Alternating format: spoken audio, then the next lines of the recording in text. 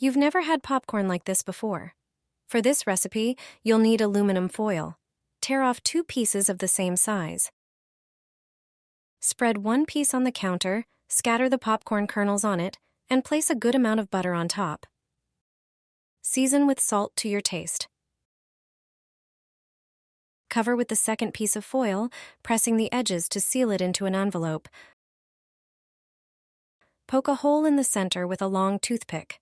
Now, heat a skillet and place the packet of kernels, butter, and salt on it. The popcorn will cook on its own. Soon, you'll hear the familiar popping sound. Once it stops, remove the packet from the skillet immediately.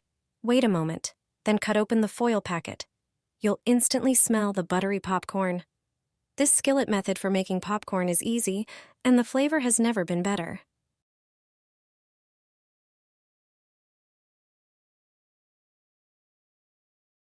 Stuff the popcorn into the blender. You haven't had popcorn done like this before. This quick and fun recipe involves putting popcorn in a blender. Then pour 2 cups of milk over it. The milk will greatly reduce the volume of the popcorn, so add in a bit more popcorn. After that, pour in the glass of milk again. Then blend the 2 ingredients. After a while, pause and add 60 grams of butter. Resume blending. When the popcorn is completely blended, pour the resulting mixture through a strainer. Make it immediately into the pan. Add 1 cup of sugar to the pan with the mixture in it. Also add 1 cup of powdered milk. Cook over low heat until the powdered milk and sugar dissolve. However, stir all the time as the mass can burn very quickly. Wait until the mixture cools down. After that, pour it into a bowl. Add the whipped cream spray to the bowl, the whole container. Take a mixer and whip the resulting paste for 5 minutes.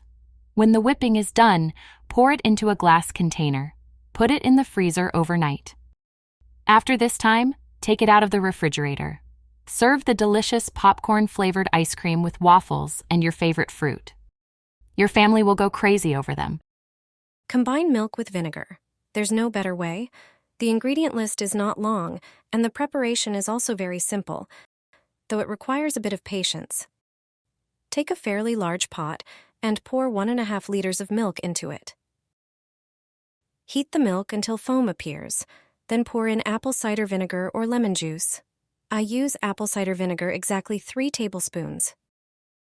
Stir and cook the liquid for another 5 minutes, then remove the pot from the heat. Transfer the formed cheese curds to a strainer suspended over a bowl and gently press out the excess liquid. Then place the cheese in a cloth or another natural fabric. Let the excess liquid drain. Put the cheese in the refrigerator to cool. It tastes much better when cold. Homemade cottage cheese is a great addition to sandwiches. Take your favorite bread, slice it, and spread the cheese on top. It tastes delicious.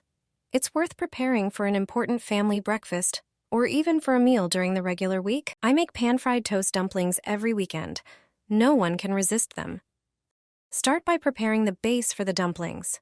To do this, remove the crust from each slice of toast using a cutter. Cut out a circle.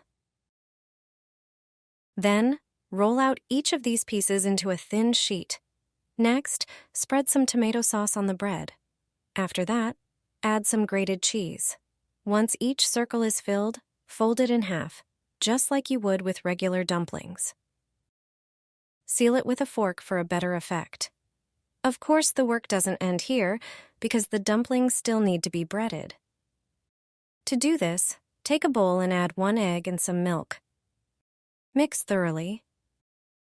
Also, prepare some cornflakes. Pour them into a bowl and crush them. Take a dumpling and first coat it in the beaten egg and milk, then coat it on all sides with the crushed cornflakes. Finally, fry the breaded dumplings on a well-heated and greased pan for a few minutes on each side. Serve the finished dumplings warm with your favorite sauce or dip. You can use them as an interesting snack or primarily eat them for breakfast. Thread the pasta on skewers. Such a meal no one will refuse. Cook penne pasta in salted water according to the instructions on the package. Then drain it and wait until it cools down. Now prepare a baking tray and line it with baking paper.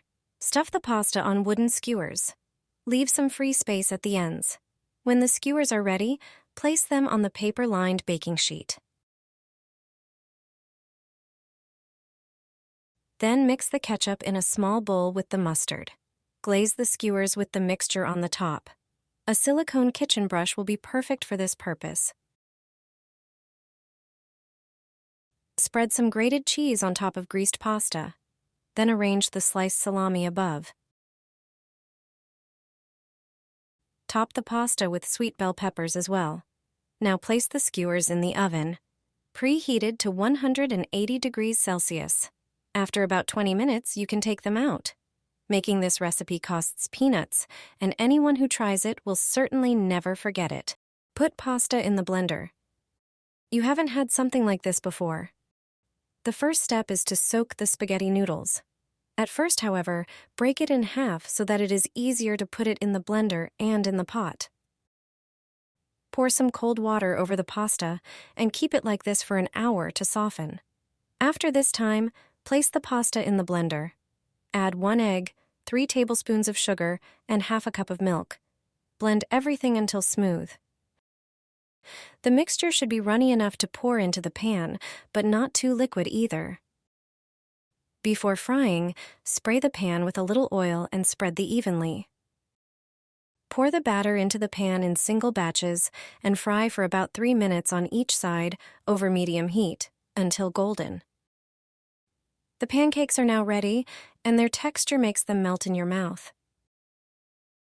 You can serve the pancakes with maple syrup or dusted them with powdered sugar. These macaroni pancakes are very delicious and unique. Put the chocolate into boiling water. What you can do will surprise both you and your guests. It's a great trick for parties or decorating various sweets. First, take a pot and fill it with water. Boil it until it starts bubbling. When it does, drop in the whole chocolate bar. It's best to choose your favorite milk chocolate.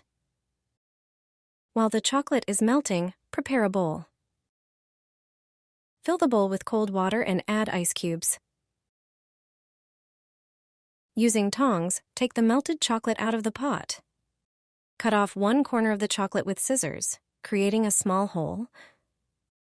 Squeeze the chocolate through the hole directly into the bowl of ice water, forming any letters or patterns you like. Leave the writing in the ice until it hardens completely. Once it's hardened, it's ready. You can use this writing to decorate cakes, fruits, or simply eat it.